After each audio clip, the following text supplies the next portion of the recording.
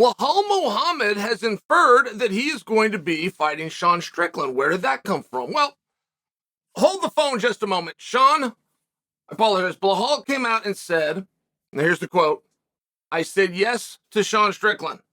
End of quote. Didn't actually use the word fighting. Didn't happen to mention belt. Didn't say UFC. Didn't say card. Well, I understand those things. That's a troll move by Belal. That's a troll move by a guy who doesn't troll. Muhammad is very active. He's out there. He stays busy. He and Sean do have a back and forth. It even got put on video. You guys remember that? Sean's making a video and Belal's in the background, or vice versa. And whoever's making the video is talking trash about the guy who's right behind him and in the camera shot, but he's facing the other way and he can't quite hear him. But I mean, do you guys remember that? Like, there's something between these two. And moreover, what I'm speaking to is I really like the idea. I really do.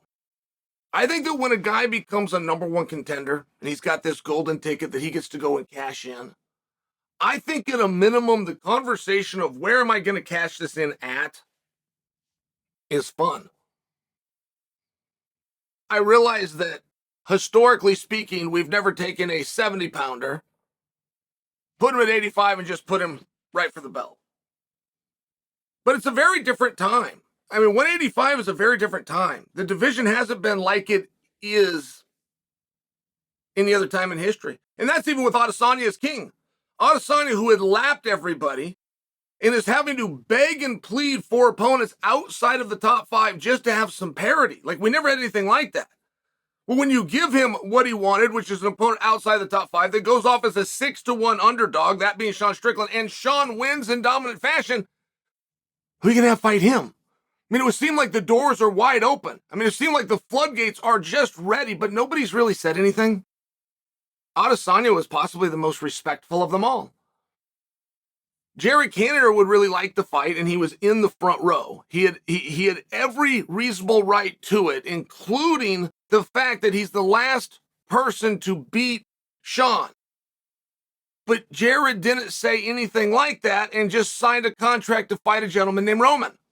So you got to pull Jared out of the mix. Then you've got your two usual suspects, Paulo Costa, Khamzat Chimaev, but neither of them have made it perfectly clear that they want this to be a number one contenders match.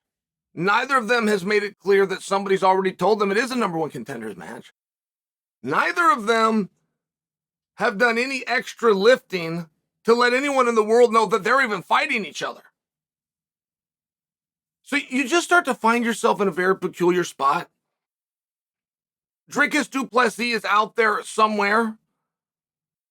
Robert Whittaker would have every claim to the Strickland fight imaginable. He would have absolutely every claim to win over in public opinion, but he hasn't made it. And he hasn't made it and he's not going to make it. He hasn't made it and he's not going to make it because he doesn't believe it's true. Robert Whittaker does not agree with what I just said. He believes he lost his last fight to Dricus du Plessis and therefore he is ineligible. So if you splash a little cold water in Whittaker's face and go, Robert, hey, listen to me. Dricus is not getting the fight. Like, if you made that really clear to him, you had some crystal ball, you had the ability to let him know that Dricus is not getting the fight. In Robert's own mind, that wouldn't make him go, well, then maybe I am. He isn't calling for Sean. He doesn't believe he can fight Sean. He doesn't believe he gets to be a number one contender. He lost his last fight. That's how he thinks. But if the guy that beat him isn't going to get the shot, he should be invigorated and go, hey, wait a minute. Come to think of it, Sean and I never fought. And moreover, I fought Izzy 2 times. I was willing to fight him a 3rd time. And this guy over here refused to fight him the one and only chance he got. Why would he have an argument over mine? It's just one of those interesting situations where if Belal Muhammad wanted to move up, I'm not predicting for you that he will. I'm predicting for you, like, where there's smoke, a lot of times there's fire. And sometimes there's some really good encouragement.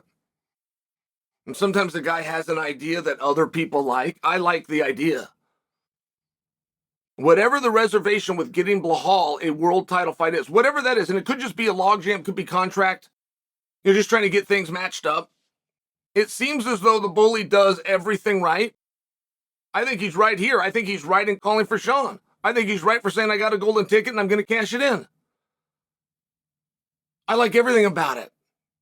Even if it was done tongue-in-cheek and even if it's a troll move, I think there's room for it and I think there's opportunity. And I think when guys see a world title that appears to be more within grasp and more likely one that they could win, if that's the situation here. But when a guy does see that, I think that he should pounce. I think that he should go for it. And while Belal says he said yes to Sean Strickland, but didn't tell us yes about what, or yes to who, or if he was offered anything. At a minimum, when I read that, I do look at it, I do think it's a good idea. And if the bully is just floating this out there and he's trying to get ahead of it,